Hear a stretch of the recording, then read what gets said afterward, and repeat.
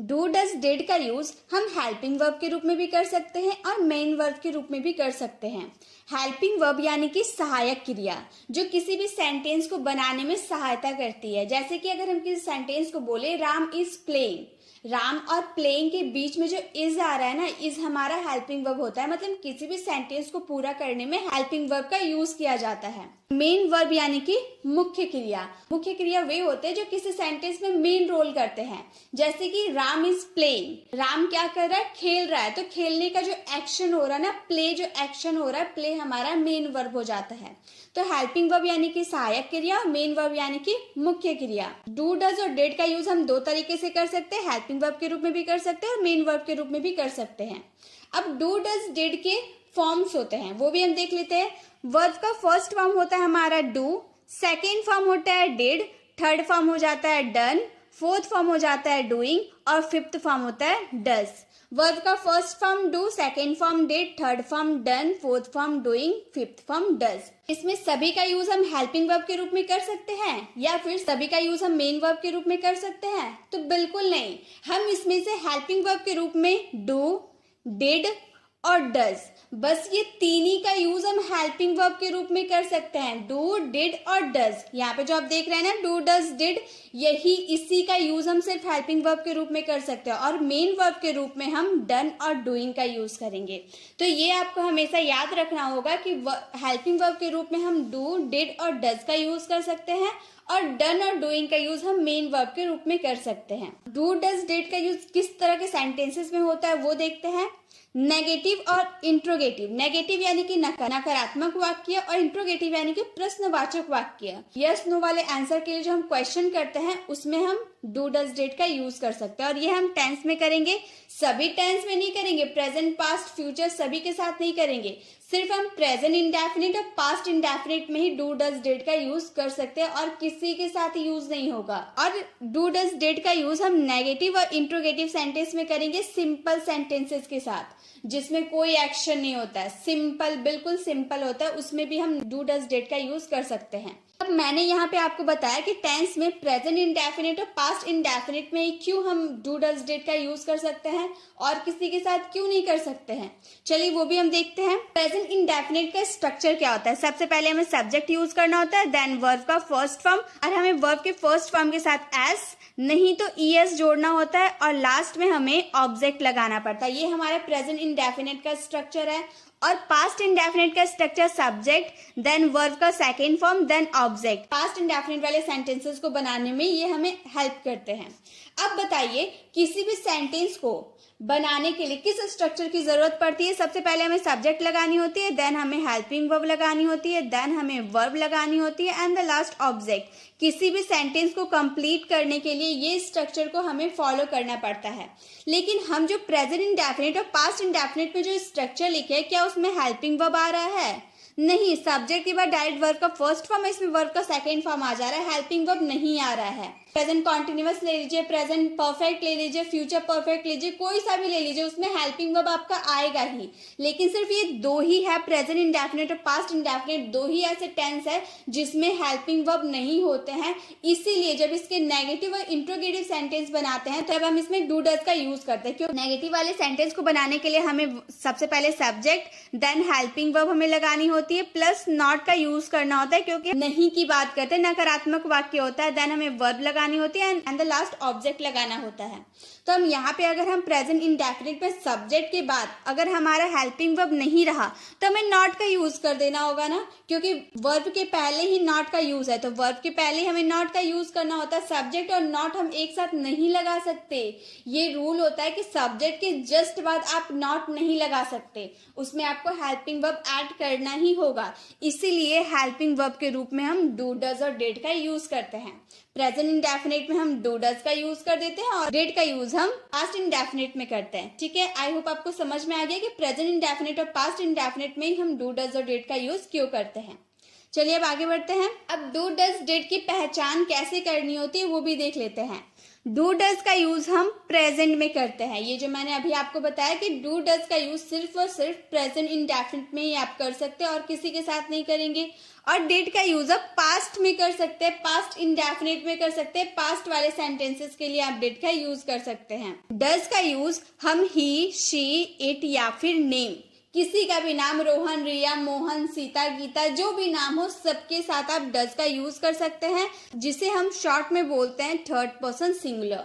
Third person singular हमारा first person होता है आई और वी, सेकेंड पर्सन होता है यू, और थर्ड पर्सन होता है ही, शी, इट, किसी के नाम या फिर दे। जो हमारा थर्ड पर्सन होता है उसमें दे हमारा प्लूरल हो जाता है और जो बच जाता है थर्ड पर्सन सिंगुलर वो हमारे ये ही, शी, इट या नेम होते हैं।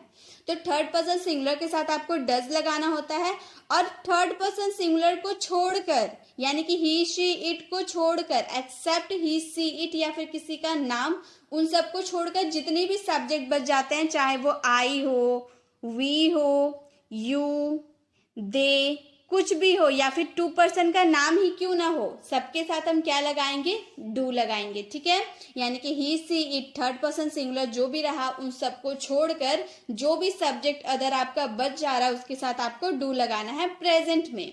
ठीक है, और डिड क्या है, डिड यूज होता है ऑल सब्जेक्ट के साथ। डिड ने कहा कि मुझे किसी भी सब्जेक्ट के साथ यूज कर लो, मुझे कोई दिक्कत नहीं है। डिड को कोई दिक्कत नहीं है, वो किसी के साथ भी यूज हो जाता है, तो डिड का यूज हम सभी सब्जेक्ट के साथ कर देते हैं पास्ट में। ठीक है, डू डज डिड की पहचान हम लोगों ने सीख लिया। अब कुछ सेंटेंसेस को बनाते हैं। पहला हमारा सेंटेंस है रोहन स्कूल नहीं जाता है। यहाँ पे ता है, ती है, तो आप समझ गए ये प्रेजेंट इंडेफिनिट का सेंटेंस है। रोहन, सबसे पहले हमें सब्जेक्ट को पहचानना होता है क्योंकि उसी के अकॉर्डिंग हमें डू डज का यूज करना है। तो रोहन हमारा क्या है, रोहन हमारा थर्ड पर्सन सिंगुलर है क्योंकि ये किसी पर्सन का नाम है और एक पर्सन है, इसीलिए हम यहाँ पे रोहन लिख के डज का यूज कर दिए क्योंकि रोहन थर्ड पर्सन सिंगुलर है और थर्ड पर्सन सिंगुलर के साथ डज का यूज होता है। उसके बाद नहीं का यूज किया गया है इसलिए नॉट लगा दिए। देन जाने का फर्स्ट फॉर्म गो और to school, Rohan does not go to school. अब यहाँ वर्ब का फर्स्ट फॉर्म क्यों लगाए, क्योंकि आप जब भी डू डज का यूज करेंगे ना उसके बाद आपको हमेशा वर्ब का फर्स्ट फॉर्म लगाना होगा। डू डज डिड आप जिसका भी यूज करे, तीनों में से किसी का भी यूज करे, उसके बाद आपको वर्ब का फर्स्ट फॉर्म ही ऐड करना होगा और कोई फॉर्म आप नहीं यूज कर सकते। इसलिए जाने का फर्स्ट फॉर्म हम लोगों ने गो यूज किया है। मैं सेव नहीं खाता हूँ, ये भी प्रेजेंट इंडेफिनिट का सेंटेंस है। मैं सेव नहीं खाता हूँ, मैं हो गई सब्जेक्ट यानी कि आई, और आई के साथ तो डज लग नहीं सकता क्योंकि ये फर्स्ट पर्सन सिंगुलर है, इसलिए आई के साथ हम डू का यूज कर दिए। देन नॉट, खाने का eat, apple, I do not eat apple, मैं सेव नहीं खाता हूँ। क्या वह रोज घर आता है, अब यहाँ पे हम सवाल कर रहे हैं क्या वो रोज इस घर आता है, इंट्रोगेटिव सेंटेंस है। जब आप इंट्रोगेटिव सेंटेंस बनाइएगा तो सबसे पहले आपको हेल्पिंग वर्ब लगानी होगी और हेल्पिंग वर्ब भी आप अपने सब्जेक्ट के अकॉर्डिंग लगाएंगे। क्या के बाद क्या है, वह है ना, वह के लिए हम ही का यूज करेंगे क्योंकि ये हम किसी मेल की बात करेंगे। फीमेल की बात करते तो सी का यूज करते, तो यहाँ हम लोगों ने मेल की बात किया है तो यहाँ पर हम ही लगा दिए। ही के अकॉर्डिंग ही हम हेल्पिंग वर्ब लगाएंगे डज, क्योंकि ही हमारा थर्ड पर्सन सिंगुलर है, उसी के अकॉर्डिंग हम डज का यूज किए। जब आप इंट्रोगेटिव सेंटेंस बनाइएगा तो जो भी आपका हेल्पिंग वर्ब रहेगा ना, जो आप सब्जेक्ट के बाद जो हेल्पिंग वर्ब का यूज करते हो उसे पहले आपको यूज कर देना है, बस और कुछ नहीं करना है। जब आप इंट्रोगेटिव सेंटेंस बनाइएगा, किसी आगे वाले पर्सन से क्वेश्चन कीजिएगा यस नो वाले, तो आपको सब्जेक्ट के पहले ही हेल्पिंग वर्ब यूज करना है, वो भी सब्जेक्ट के अकॉर्डिंग ही यूज करना है। तो ही हमारा थर्ड पर्सन सिंगुलर था इसलिए डज का यूज कर दिए। Then he come home daily, does he come home daily, क्या वो रोज घर आता है। क्या तुम्हारे पिताजी रोज चाय पीते हैं, ये भी इंट्रोगेटिव सेंटेंस है। हमारे पिताजी यानी कि योर फादर, डज लगाएंगे ना योर फादर के साथ, तो does your father take tea daily, क्या तुम्हारे पिताजी रोज चाय पीते हैं, does your father take tea daily. मुझे मालूम नहीं, मुझे मालूम नहीं हम बोल सकते हैं आई डू नॉट नो, या फिर हम बोल सकते हैं आई डोंट नो। यहाँ पे डू और नॉट का कॉन्ट्रैक्शन कर देंगे तो डोंट हो जाएगा, तो हम बोल सकते हैं आई डोंट नो, मुझे मालूम नहीं। क्या तुम्हारा भाई पढ़ाई नहीं करता है, किसी से क्वेश्चन कर रहे हैं ना, तो हम यूज करेंगे डज।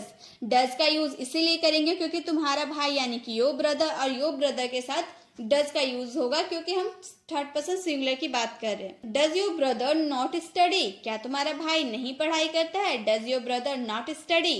अब आई होप आपको समझ में आ गया होगा कि डू डज का यूज कैसे होता है एक सेंटेंस आप लोगों के लिए। क्या वह रोज यहाँ आती है? इसका आंसर आपको कमेंट बॉक्स में करना है। नेक्स्ट है डिड का यूज अब करते हैं नेगेटिव और इंट्रोगेटिव सेंटेंस में। रोहन स्कूल नहीं जाता था, पास्ट में बात कर देंगे तो उसमें तो डिड लगेगा ही। और डिड का क्या काम है? सभी सब्जेक्ट के साथ आसानी से फिट हो जाना, उसे कोई दिक्कत ही नहीं होती है, उसे वो सभी सब्जेक्ट के साथ लग जाता है।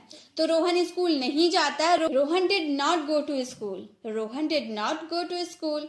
मेरे पिताजी ने उनकी मदद नहीं की, my father did not help them, my father did not help them. मेरे पिताजी ने उनकी मदद नहीं की।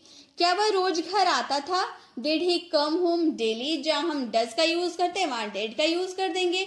Did he come home daily, क्या वह रोज घर आता था? क्या उसने मेरी मदद की थी? Did he help me, did he help me, क्या वो उसने मेरी मदद की थी?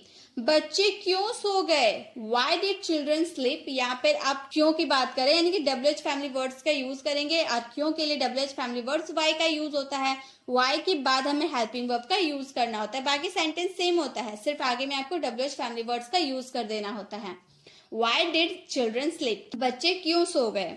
मैंने उसे पत्र नहीं लिखा, I did not write him a letter, I did not write him a letter, मैंने उसे पत्र नहीं लिखा। अब एक सेंटेंस आप लोगों के लिए, क्या वो मुझसे बात नहीं करती थी? इसका आंसर आपको कमेंट बॉक्स में करना है। चलिए नेक्स्ट यूजेस देखते हैं। अब हमारा नेक्स्ट यूज है, अब हम डू डज का यूज करेंगे हैव के साथ। अगर हम डू डज के साथ हैव का यूज कर देते हैं तो उसका क्या मीनिंग हो जाता है और कैसे सेंटेंसेस आते हैं वो भी देख लेते हैं। जैसे क्या तुम्हारे पास गाड़ी है, पहले आप ये समझिए कि क्या तुम्हारे पास गाड़ी है, इसमें कोई एक्शन हो रहा है? गाड़ी होना कोई काम है, कोई एक्शन है? नहीं है, ये एक सिंपल सेंटेंस है। क्या तुम्हारे पास गाड़ी है तो हम बोलेंगे do you have a car. अब तुम्हारे के लिए हम यू का यूज किए और यू के साथ डू का यूज होता है, ये तो हम जानते हैं क्योंकि यू जो है सेकेंड पर्सन है, इसलिए हम इसमें डू का यूज किए। Do you have a car.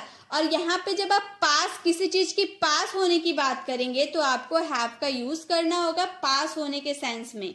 तो हम बोलेंगे do you have a car, क्या तुम्हारे पास कार है। नेक्स्ट है, क्या उसके पास ये किताब है? Does he have this book, does he have this book. ही जो है इसके साथ हम डज का यूज करेंगे क्योंकि ही हमारा थर्ड पर्सन सिंगुलर है, इसलिए does he have this book, क्या उसके पास ये किताब है। क्या तुम्हारे भाई है? Do you have a brother, do you have a brother, क्या तुम्हारे भाई है। सीता के पास गुड़िया नहीं है, Sita does not have a doll. ये हमारा सिंपल नेगेटिव सेंटेंस है, इसलिए हम बोले Sita does not have a doll, Sita के पास गुड़िया नहीं है। उसके पास कार नहीं है, he does not have a car, he does not have a car, उसके पास कार नहीं है। अगर हम डिड का यूज करें पास्ट में सेंटेंस बनाए तो हमारा सेंटेंस इस तरह होगा, क्या तुम्हारे पास गाड़ी था? Did you have a car, did you have a car, क्या तुम्हारे पास गाड़ी था। क्या उसके पास ये किताब था? Did he have this book, did he have this book, क्या उसके पास ये किताब था। क्या तुम्हारे भाई थे? Did you have a brother, did you have a brother, Sita के पास गुड़िया नहीं था, Sita did not have a doll, Sita did not have a doll. उसके पास कार नहीं था, he did not have a car, he did not have a car, उसके पास car नहीं था। अगर आप प्रेजेंट में कोई बात बोल रहे हो तो उसमें आपको डू डज का यूज करना होगा। अगर पास होने की बात करो तो डू डज के साथ हैव का यूज करना होगा। अगर आप पास्ट में कोई चीज पास होने की बात करो तो उसमें डिड के साथ हैव का यूज करना होगा। आई होप आपको समझ में आ गया। चलिए अब आगे बढ़ते हैं। अब एक सेंटेंस आप लोगों के लिए गाइस, क्या आपके पास कलम है? इसका आंसर आपको कमेंट बॉक्स में करना है। अब हम डू डज और डिड का यूज करेंगे तो सिंपल सेंटेंसेस के साथ। आप इस तरह के सेंटेंस बोलते हैं ना, मैं लिखती ही तो हूँ, मैं पढ़ती हूँ तो हूँ, मैं वहां जाती ही तो हूँ, ऐसे ही तो करके हम सेंटेंस बोलते हैं ना कि मैं वो खाना खाती तो हूँ, मैं पढ़ाई करती तो हूँ। तो ऐसे वाले सेंटेंस में भी आप डू डज और डिड का यूज कर सकते हैं। जैसे मैं लिखती ही तो हूँ, प्रेजेंट की बात बोल रहे, मैं लिखती ही तो हूँ, तो हम बोलेंगे I do right, I do right, मैं लिखती तो हूँ। वह दौड़ता ही तो है, he does run, he does run, वह दौड़ता ही तो है। वह उसे बुलाता तो है, he does call him, he does call him, वह उसे बुलाता तो है। रवि अंग्रेजी सीखता ही तो है, Ravi does learn English, Ravi does learn English. हम पढ़ते ही तो है, we do study, we do study. अगर हम पास्ट में बोले कि हाँ मैं लिखती ही तो थी, I did right, I did right. वह दौड़ता ही तो था, ही डिड रन, वह उसे बुलाता तो था, he did call him. Ravi अंग्रेजी सीखता ही तो था, रवि डिड लर्न इंग्लिश। हम पढ़ते ही तो थे, वी डिड स्टडी। तो जब आप अपने सेंटेंस में ही तो बोलता है ना कि मैं वो करता ही तो था या मैं वो करते ही तो हूँ, ऐसे वाले सेंटेंस में आपको डू डज का यूज करना है वर्ब के फर्स्ट फॉर्म के साथ। ठीक है, अब आगे बढ़ते हैं। अब हम डिड का यूज करेंगे करता ही रहा, कोई काम करता ही रहा, वह पढ़ता ही रहा, वह सोता ही रहा, वह देखता ही रहा, राम स्कूल जाता ही रहा। तो ऐसे वाले सेंटेंस में हम डिड का यूज करेंगे। जैसे कि वे पढ़ाते ही रहे, जब तक हम वहां बैठे रहे वे पढ़ाते ही रहे, they did nothing but teach, they did nothing but teach, मतलब और कुछ नहीं किए, वे बस पढ़ाते ही रहे, they did nothing but teach. वह पढ़ता ही रहा, he did nothing but study, और कुछ नहीं किया उसने, पढ़ने के अलावा और कुछ नहीं किया, बस पढ़ता ही रहा, he did nothing but study. Sohan और मोहन खेलते ही रहे, ऐसे वाले सेंटेंस आप बहुत यूज करते होंगे। सोहन और मोहन खेलते ही रहे, Sohan and Mohan did nothing but play, Sohan and Mohan did nothing but play. मैं देखता ही रहा, I did nothing but see, I did nothing but see. मैं सुनता ही रहा, I did nothing but listen, I did nothing but listen. वह बोलती ही रही, she did nothing but speak, she did nothing but speak। एक सेंटेंस आप लोगों के लिए है, मैं टीवी देखता ही रहा। इसका आंसर आपको कमेंट बॉक्स में करना है। गाइस वीडियो कैसी लगी, वीडियो को कमेंट बताना बिल्कुल भी ना भूले। अच्छी लगी तो लाइक जरूर करें। अगर आप चैनल पर नए हैं और अभी तक हमारे चैनल को सब्सक्राइब नहीं किए तो जल्दी से करके बेल आइकन को जरूर क्लिक करें ताकि आने वाले वीडियोस की नोटिफिकेशन आपको मिलती रहे। मिलते हैं नेक्स्ट वीडियो में, तब तक के लिए कीप लर्निंग।